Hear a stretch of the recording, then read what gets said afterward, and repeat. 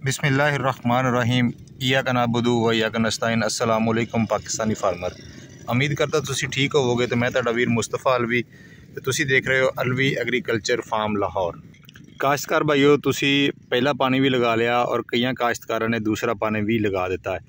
Even कि जिन्होंने दूसरा पानी लगाया है उन्हों का इहो ही है कि यार हजे तक साड़ी गंदम जी शगुफा साजी नहीं कर रही, शगुफा नहीं मार रही। आखिर की वजह हैगी है? तो उन्होंने घबराने की जरूरत नहीं हैगी। अगर तुहाडी गंदम शगुफा नहीं वधा रही तो वह सिंपल एक हल हैगा वै, तुसी अपनी गंदम नूं स्प्रे कर सकते हो। और साढ़े काश्तकार की करते हैं, कोई भी उन्होंने स्प्रे रिकमेंड किया जाए और एक अदा स्प्रे करके वो कहते बस ठीक है साड़ी हुण गंदम जी शगुफा मारेगी। ईवन कि तुसी अगर आज स्प्रे किया है, ठीक 4 दिन बाद जी प्रैक्टिस दोबारा करो और 4 तो फिर तुसी 4 दिन बाद दोबारा प्रैक्टिस करो। कम अज़ कम 3 स्प्रेवां करो। मैं गंदम दे अज ऐसे खेत च मौजूद है जिहदे उत्ते पाकिस्तानी फर्टिलाइज़र का इस्तेमाल नहीं किया गया। बेसिकली ये उत्ते इंपोर्टेड खादों का इस्तेमाल किया गया और ये गंदम खुद भी इंपोर्टेड हैगी है।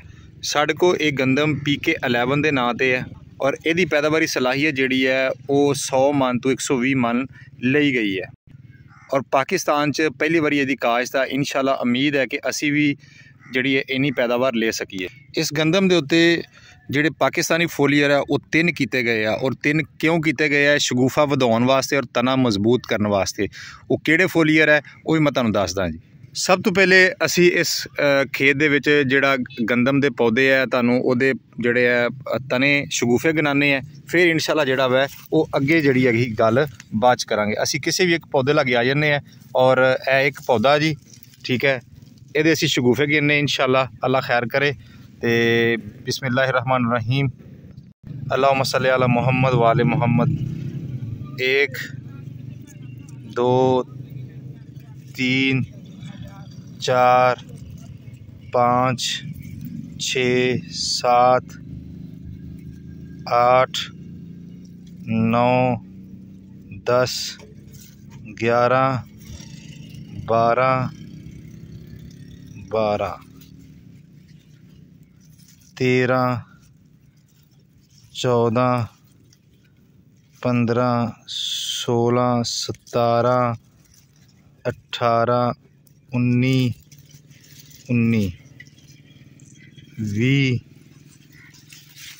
20 21 22 23 24 25 26 27 28 29 30। लो जी जनाब 30 शगुफे है इस गंदम दे एक पौधे दे अल्हम्दुलिल्लाह।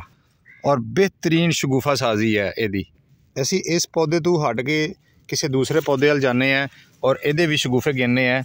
तो ये शगुफे असी गिनने शुरू करते हैं तो तुहानूं इत्थों भी एस्टीमेट हो रहा होएगा कि ये शगुफा साजी वेखो ये भी कितनी हैगी है। और कम अज़ कम ये भी जोड़े कोई 20 के लागे बागे होणगे, ये भी असी गिनते हैं जी। तुसी अंदाज़ा भी लगा सकते जी कि ये शगुफे बहुत ज़्यादा है जी, ये ट्रिलिंग बहुत ज़्यादा जी। 25 शगुफे है जी। मैं कैमरा बंद करके इसलिए गिने हैं कि अगे भी जरा वो गिनते गिनते असी लेट हो जाने। 25 शगुफे है और विच शगुफा साजी हो भी रही है ठीक है जी। तो एक गंदम है जी PK11 और अल्हम्दुलिल्लाह सिर्फ और सिर्फ पाकिस्तान दे विच अलवी एग्रीकल्चर फार्म ते लगाई गई है। और इस गंदम के उत्ते जी स्प्रेवां कीतियां मैं वो भी दस देना, क्योंकि अक्सर साड़ी वीडियो लंबी हो जाती है और साढ़े जिहड़े काश्तकार वो अद्धी वीडियो वेख के चले जाते हैं और पूरा वो देखते ही नहीं है। तो किसान दोस्तों ये उत्ते पहली स्प्रे की गई है 1 किलो यूरिया और 200 ग्राम जिंक। जिंक किहड़े कंपनी का? स्वात एग्रो कंपनी का साढ़े को जिंक मौजूद सीगा। असी चिलिटेड जिंक हेडलाइन चिलिटेड जिंक और हेडलाइन मल्टी चिलिटेड जिंक असी ये दोनों यूज़ किए इकट्ठे और 1 किलो असी यूरिया का इस्तेमाल किया और इनू फी एकड़ 4 टैंकियां फी एकड़ लाइया और असी इनू स्प्रे करता। ठीक 4 दिन बाद असी दोबारा वही स्प्रे इनू दोहराया 1 किलो यूरिया और 200 ग्राम मल्टी हेडलाइन चिलिटेड जिंक और 200 ग्राम चिलिटेड जिंक सिंपल। ये दोनों जिंक जोड़े असी स्प्रे किए और साढ़े को दूसरा स्प्रे करने तो बाद एडा बेहतरीन रिजल्ट आना शुरू होया कि साढ़े गंदम का तना मजबूत, सिट्टा मजबूत हो गया और जड़ जी है वो लंबी हो गई। ईवन के अज ये गंदम जी है वो ठीक 55 दिन ते खड़ी है। ठीक है। और इहदी नाली दे विच छोटा जिहा बच्चा बचूंगड़ा जिहड़ा वै वो सिट्टा नमूदार हो चुकिया वै।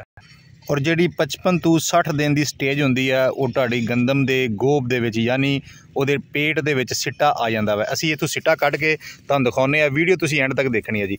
असीं एक जिहड़ा वै वो तना तोड़दे हैं। असीं जी तना तोड़ लिया एक, ठीक है। इहदे विच हुण असीं सिट्टा तलाश करदे हैं जी। कुछ दिन पहले मैं वीडियो बनाई सी और मैं दसिया जी 1 फुट कद हो गया, तो साडा एक दोस्त ने कमेंट किया जी तुसीं कहा जी 2 फुट तो सिट्टा दे देंदी है, तो ये किद्दां हो सकता है जी कि इहदा सिट्टा जिहड़ा वै वो एडी छेती निकल आया। तो मैं उन्होंने कहा सी जनाब अगर पैदावार लैनी है तो अच्छियां खादां जो तुसीं इस्तेमाल करोगे तो ऐटोमैटिकली ये सिट्टा भी कड्डेगी और 60 दिनों के इहदा बच्चा सिट्टा बन जाएगा। लिहाजा लंबी वीडियो ना हो जाए, मैं सिट्टा इहदा कढ़दा जी इंशाअल्लाह, और मैं कल्ला होना वीडियो बनाने वास्ते, मैं इहदा सिट्टा कढ़ के तुहानूं दिखाना जी। इस जगह का असीं इंतखाब कर लिया, इत्थे इहनूं छिलदे हैं जी। तो जी किसान दोस्तों इहनूं मैं छिलिया तो इस टाइम जिहड़ा वै इहदे पेट दे विचों इहदा पेट मैं तोड़िया, इत्थे नाली दे उत्ते इहदा पेट सीगा। इहदा पेट मैं तोड़न तो बाद इस सिट्टा विचों कढ़ लिया जनाब। मैनूं सारा नहीं छिलना पिया क्योंकि मैनूं अंदाज़ा हो गया वै कि इहदा पेट कित्थे हैगा वै। और मैं डायरैक्ट जिहड़ा वो डॉक्टर जिहड़ा वै वो डिलीवरी करदे आ, मैं इहदे पेट दे विचों इत्थों नुक्कर चों इत्थों पाड़िया ते उत्थे बजाए कि मैं पूरा सिट्टा जिहड़ा तोड़दा, मैं लिहाजा वो कर लिया। इस जगह का इंतखाब तुहानूं दस्सिया ही मैं कीता वै। वो सिट्टा पिया जे ते जनाब अलहमदुलिल्लाह वो शगुफा जे जिहड़ा अज निकल आया जे। और अल्लाह दी कुदरत देखो जी, ठीक अलहमदुलिल्लाह अज 58 दिनां दे विच गंदम दे विच शगुफा साजी शुरू हो चुकी है, यानी कि ओदा सिट्टा निकलना शुरू हो गया अलहमदुलिल्लाह रब्बिल आलमीन। और इस टाइम असीं इहनूं 3 स्प्रे जिहड़े आ वो करते हैं। 3 स्प्रे किहड़े कीते जी। पहला स्प्रे जिहड़ा वो तुहानूं दस्सिया है कि जिंक और 1 किलो यूरिया, दूसरा भी 1 किलो यूरिया नाल हैडलाइन मल्टी चिलेटेड जिंक, और इस तो इलावा 3 स्प्रे असी पूरे कीते हैडलाइन मल्टी जिंक दे और किलो यूरिया दे। उस दे नाल तुसी रिजल्ट देखो और अलहमदुलिल्लाह रब्बिल आलमीन, अल्लाह दा लख लख शुक्र है कि इन्हें सिट्टा कढ़ना शुरू कर दिता वै। इस टाइम गंदम की स्टेज जिहड़ी है वो ये वाली है, और जिस गंदम नाल असी सिट्टा तोड़िया वै वो सामने एक पौधा साढ़े खड़ा वै, ठीक है जी। इत्थों असी जमीन चू इस जगह तो देखो सुराख बनया पिया, इत्थों असीं ये शगुफा खिंचिया, शगुफा खिंच के असी उहदा पेट चेक किया तो अलहमदुलिल्लाह यह तुहानूं सामने अज सिट्टा लगा पिया वै। और जमीन की जरखेज़ी वेखनी होवे तुसी वेखो साडी जमीन किड्डी जिहड़ी है वो तुहानूं ग्रीन नज़र आ रही थले।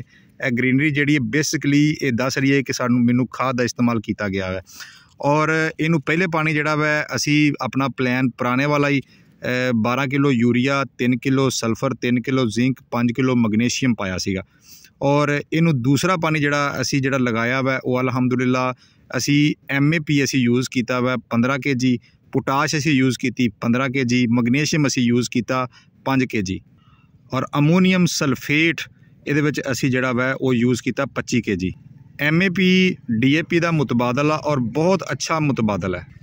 असी इस खेत दे विच थले DAP नहीं पाया और असी फुल फ्लैश जिहड़ा वै वो असी अपना रवायती तरीका हट के ते पहले पानी असी लोकल खादा यूज़ कीतियां, दूसरे पानी असी जिहड़ियां वै वो जर्मन दी काली फर्टिलाइजर कंपनी दियां खादा यूज़ कीतियां। मैं कंपनी का नाम इसलिए लै रहा मैं कि जी पाकिस्तान च बहुत सारियां कंपनियां वै, लोकल भी आईयां वै, इंपोर्टेड कंपनियां भी काम करियां मैं। पिछले दिनों के विच एक मैं खाद लिया के यूज़ की, उन्होंने कहा जी ये वाटर सॉलेबल हैगी है। मैं खुद जिहड़ा वै हालांकि कंपनी नाल काम कर रहा मैं काली फर्टिलाइजर दे नाल, लेकिन मैं खुद जाके लाहौरों अकबरी मंडी चों जाके MAP का एक वाइट कलर का जिहड़ा वा वो बैग लैके आंदा, जिहदी कीमत जिहड़ी सी वो 11,000 रुपए सीगी। लेकिन उहदा जदों मैं रिजल्ट आके वेख्या उन्होंने मैं खोरिया पानी दे विचों खुरिया नहीं, और बजुर्गों को मैनू झिड़कां भी पईयां कि यार तू की चुक के लाया 11,500 दे विच, ठीक है, किराया भी लाया तो पैसे भी खर्चे।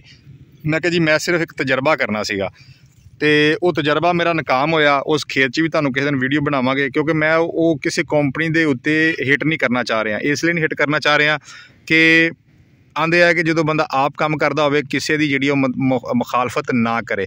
सानू गर्ज है कि साडा जिमीदार अच्छी पैदावार लवे, और अच्छी पैदावार वो किंज ले सकता वै, वो उदों ही ले सकता वै जो वो एक स्प्रे नहीं कम अज़ कम 3-4 स्प्रेवां करता वै। तुहानूं मैं स्प्रेवां 3 दसदियां कि 3 जिंक दियां और नाल यूरिया 1 किलो असीं 3 स्प्रेवां कीतियां। पहले पानी तो पहले 1 स्प्रे और पानी तो बाद जिहड़ी है वो 2 स्प्रेवां कीतियां, और दूसरे पानी विच असीं MAP 15 किलो, पोटाश जिहड़ी है वो 15 किलो, MAP DAP का मुतबादला है जी, मोनो अमोनीयम फास्फेट का नाम है, और 25 kg अमोनीयम सल्फेट और 5 किलो मैग्नीशियम इस्तेमाल की है। अलहमदुलिल्लाह तने का साइज़ तुसी खुद देख रहे जे, ठीक है, मैनू कहने की जरूरत नहीं है। शगुफे तुसी गिने है और सिट्टा तुसी देख लिया वै।